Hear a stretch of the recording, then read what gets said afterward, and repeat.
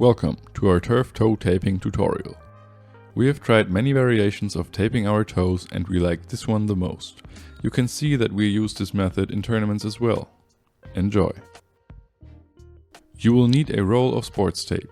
We prefer a wider roll over a really narrow one, but any sports tape will do. We get our tape mostly from Amazon and put a link into the description. You don't need to spend a fortune on tape because at the end of the day you are just throwing it away.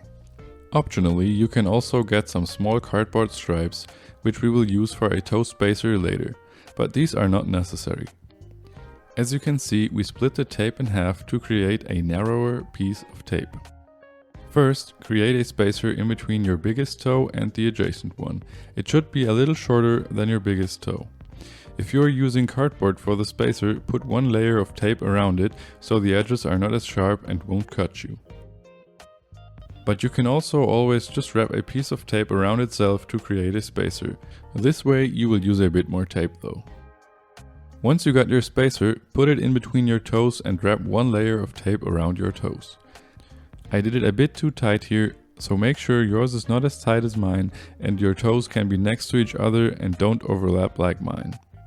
Now make yourself some narrow stripes to put on top of your foot as well as under your foot to restrict your toes from bending up or down too far. Make sure that your toes are in a neutral position, meaning they are not bent up or down while applying the tape. These stripes should reach about 3/4 of the way over your foot. Secure the ends of these stripes with tape so they don't come off. Here you could also use narrow tape, but you would have to wrap it around your foot more often. Make sure to not restrict blood flow in your foot by applying the tape too tight.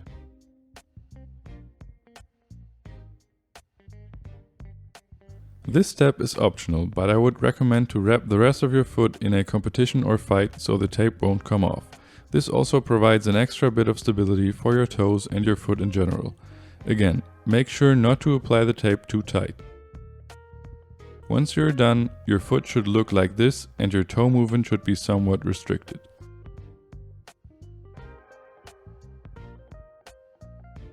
We hope this helps you get over your injury faster and keep training through it.